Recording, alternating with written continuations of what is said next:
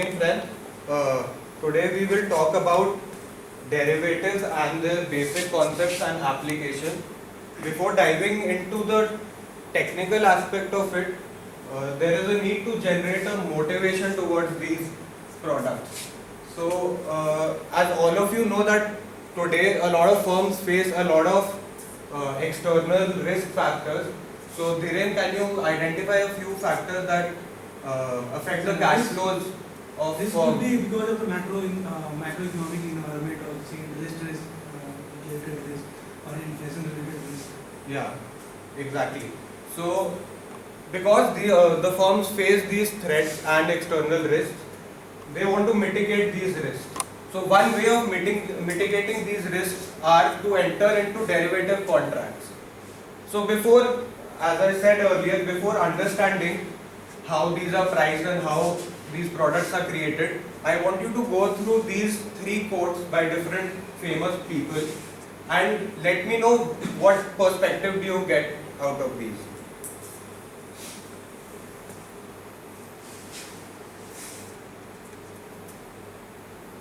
So basically these three quotes summarize different people's perspectives on derivatives. So the derivative market currently is about $700 trillion and the world GDP is $85 trillion. So the 9 times factor, 85 into 9 is around 700 trillion. The amount of debt outstanding is humongous. And this is the primary reason why firms have failed and have not been able to control the repercussion to other emerging economies also, like the subprime crisis we had in 2008. The second one tells us that there are not a lot of people who know about these products. Okay, this brings us to the number of players in the derivative markets. So there are 3 players. If it would have been about just hedging their risk, so hedgers would have come into picture. Hedgers are people who take positions in both the markets. Both markets, there is a cash market or a commodity market and a derivative market for the same product. So people who take position in both the markets are known as hedgers.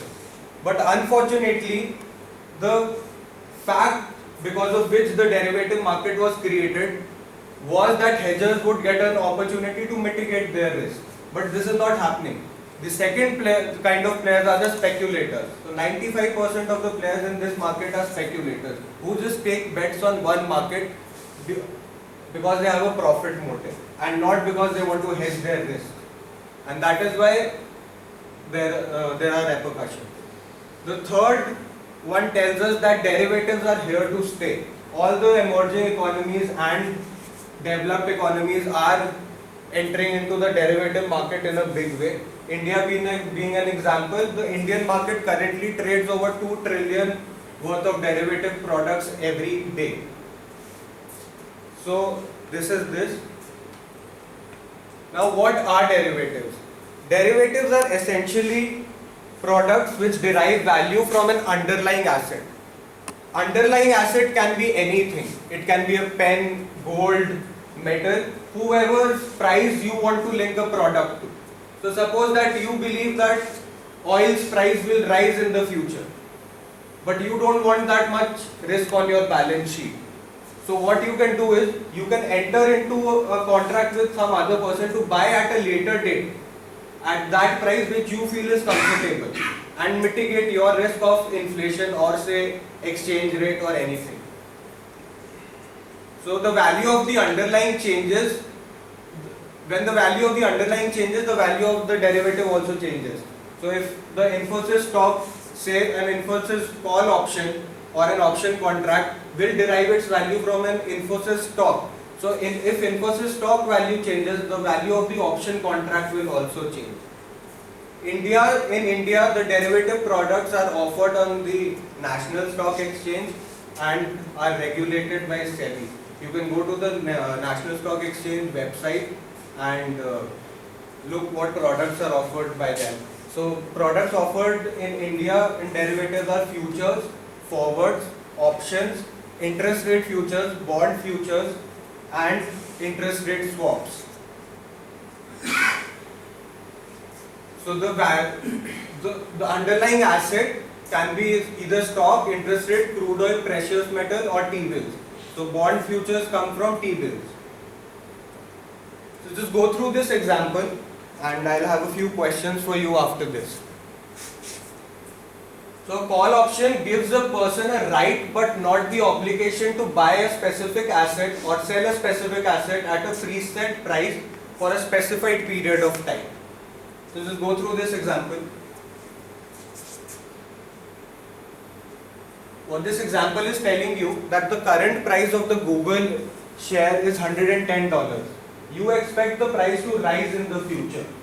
So you enter into a contract to buy Google share at rupees 100 after 2 weeks. So how this will work is, I want you to work out if after 2 weeks the price of Google is $110. So what all you can do with that? Yes, Vikas? What all you can do if after 2 weeks the price of the Google share is 110? Then I buy, I mean I will use You've already bought a call option. I use my call option, You will exercise it. exercise it. Right. Similarly, if the price is 95, so this tells you the scenario. If the price is 110 after 2 weeks, so what you can do is you can exercise your call option for 100. You can sell the same share in the market because the market price is 110. You can sell it for 110 and you pocket 10 rupees straight away. So when this scenario happens, this is known, when this happens, the option is said to be in the money. So for a typical call option, the payoff would be max S minus K comma 0. So if the spot price is greater than the strike price, you will exercise the option.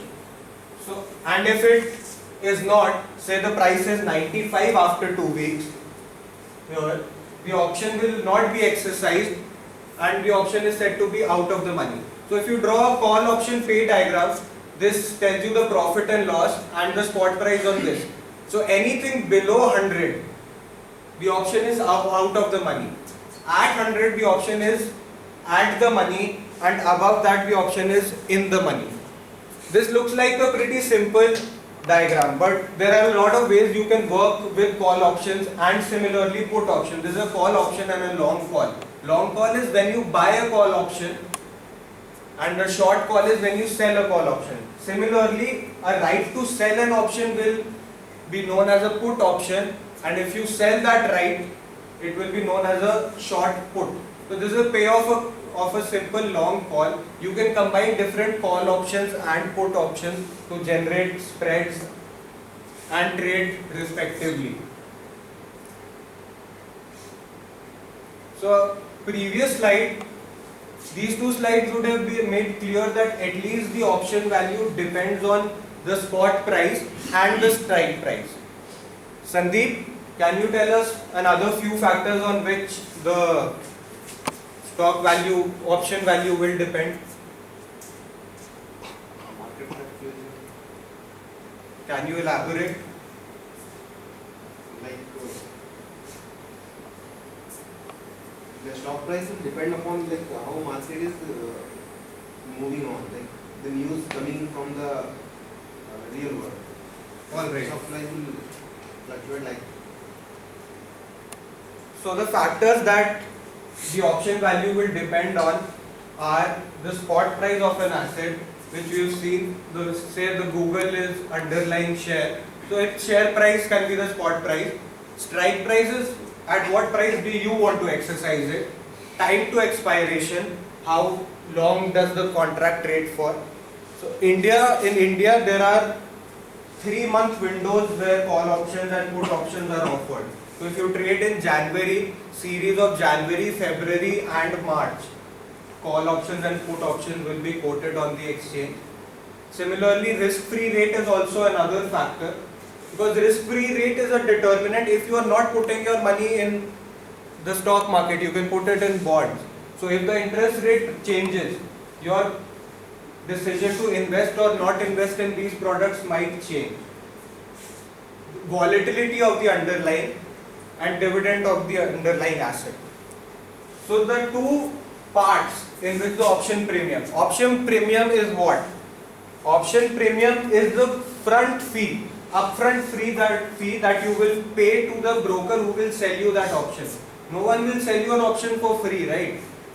In this example, we saw that the broker charges 3,000 for holding the contract open for 2 weeks. So if it's a 10,000 share contract at 3,000 for all these shares, so around 3 cents, 30 cents per share, right, is the premium that is being charged. So what determines this premium is what we are discussing right now. So these are the 6 factors that the premium depends on. Out of these 2, the intrinsic value, price of the underlying asset and strike price of the option. This max S minus K, which I was showing you earlier, this is the intrinsic value of the option premium. And associated with that is the time value, which comprises of the time to expiration, risk-free rate, volatility and dividend rate. It is here where most people get stuck, because simple 10 plus 10 minus the premium you can get your profit, but most people fail to understand the risks associated with these factors. So we have seen that, so let's start inquiring one by one into how and when these factors change, what is the price effect on the call option and the put option. So if the underlying asset price rises, the call option price will rise. Why? Because there are more chances for the option to expire in the money, right? Similarly, for the opposite argument, the put price will fall. If time to expiry falls, the call option value will fall because there will be less chances of the option expiring in the money. Similarly, for the put option, the same argument holds. If interest rates rise, call option price will rise and put option price will fall. So now if we could have some formula to work with which combines all these factors and generates for us a price which is similar to the market price. Now remember, the market price is not generated by any formula. It is generated by the demand forces and the supply forces. So, but we need to have a good estimator for that. So if we could have a formula for that, then things would be easy and people would be better equipped. So let us now understand that. So these are the following 6-7 models which were given for option pricing. The binomial option pricing model, Monte Carlo simulation, both of these require a lot of sophisticated technical computers and they are time consuming, so, and also do not generate market prices to fair accuracies. So that is why we are not going to go into depth on these. The third model is the Black-Scholes model. The Black-Scholes model is currently the most extensively used model in the industry. Why? Because it simplifies a lot of things and it generates market prices with sufficient accuracy, and it is also easy to understand. But it has a weakness in it. The weakness, we will get to that. Subsequently, after the 1987 crash of the US market, Hull and White gave a stochastic option pricing model. Following that, Heston gave a stochastic option pricing model. Heston Nandi gave another model in 2001, and the current model is the Sabre model. The Sabre model stands for stochastic alpha beta rho. So today what we will do is we will understand why the Black-Scholes model fails in the current world and why, and how the Heston model is an improved version, and we will try and do a small simulation if time permits of the Heston model. So the two fundamental assumptions that the Black-Scholes model is built upon are stock prices follow a geometric Brownian motion. So say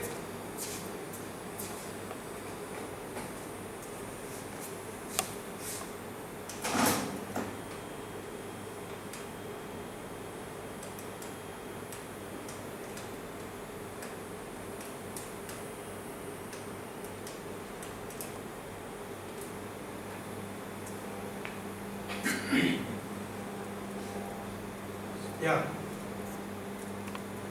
So let's say small changes in the stock price move according to this equation.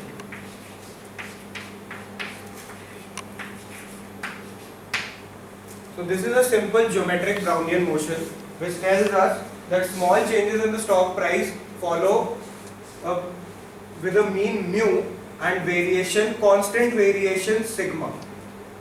Right? So what are the problems with this model?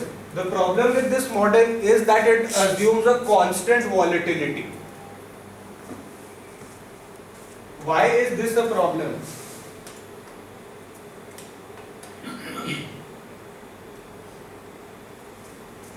Vikas, why do you think the constant volatility assumption is a problem? Because in market we don't see a constant volatility. It's basically heteroscedastic in nature. So What do you mean by the term heteroscedastic with respect to the option prices? With respect to time, the variance will not be constant. It will vary as the time. You change the time, it will vary. Yeah. Yeah, so the Black-Scholes model, if we follow an empirical inquiry into this, the Black-Scholes model generates with sufficient accuracy the prices of European options. So we had to discuss what are American options and European options. European options can be exercised just on the expiry, while American options can be exercised any time during the contract is outstanding. So in our example, the European option could only be exercised at the end of 2 weeks, whereas an American option can be exercised any time between that. So the model also assumes that the returns follow a log normal distribution, and the constant variance assumption we have seen, as Vikas pointed out, is irrelevant in this case. So if we have these properties, the Black-Scholes option pricing formula is this. It is based on the normal probability graph. So when you compute the probabilities of being in the money and out of the money and substitute it into these formulas, these are probabilities basically of call option being landing into the money and this is being out of the money. And these are the prices of call option and put option. So like we've spoken about, this model generates price sufficiently well for at the money options and European options.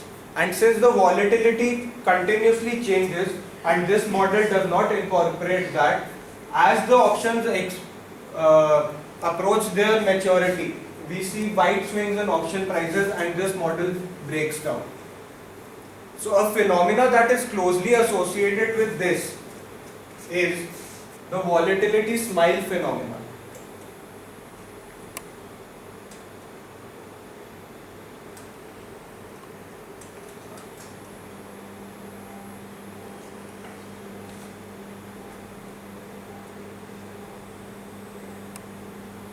Yeah. So let's say if the Black-Scholes model would have held, we would have observed a straight line for volatility, right? But this does not happen. The volatility skew that we observe in the market is like this. We see that in the option price volatility is higher than the out of the money option volatility, and the ATM at the money volatility. So Heston in 1993 gave a model with stochastic volatility. So this is the same geometric Brownian motion equation that the Black-Scholes gave, but here we see that they now control for the volatility and the spot correlation, and also the volatility follows itself a mean reverting process. So small changes in volatility are associated with a mean reverting process. This is a mean reverting process. So theta here is the long term mean, k is the volatility of volatility, and v is the instantaneous volatility. This is the correlation between the stock and the volatility. So now let's try and run a simulation of the Heston model. We don't have much time, So what we will do is, I will quickly tell you what I have done in this simulation, and all the codes and the format syntax are available on Claroline. You can download them from there. So let's do that quickly.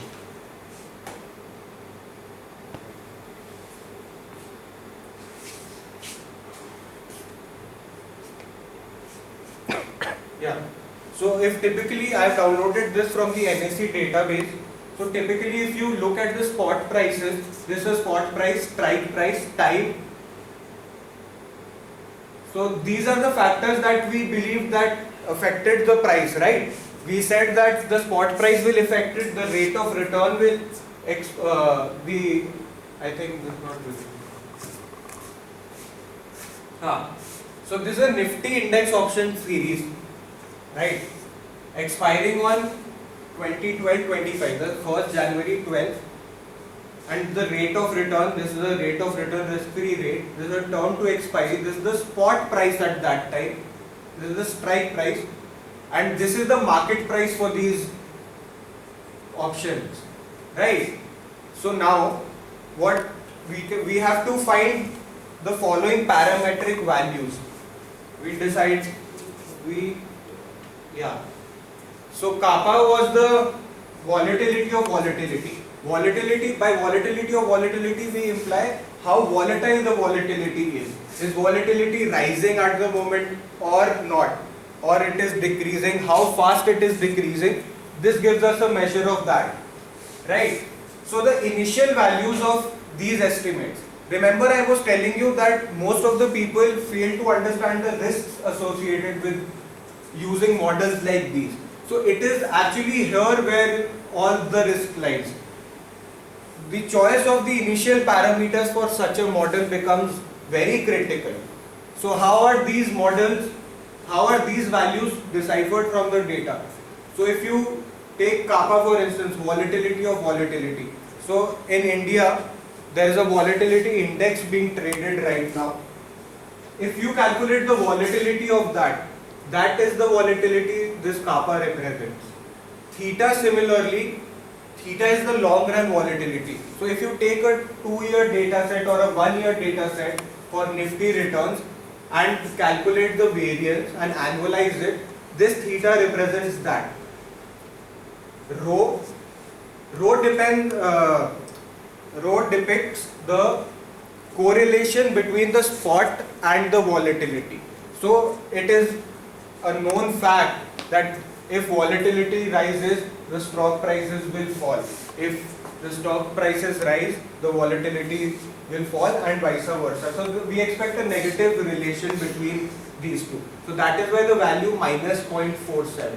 So fairly decent correlation, negative. Volatility of volatility we have seen, and instantaneous volatility is the volatility just prior to the testing date. So I am testing this model on April 7th, right? So these were the initial parameters.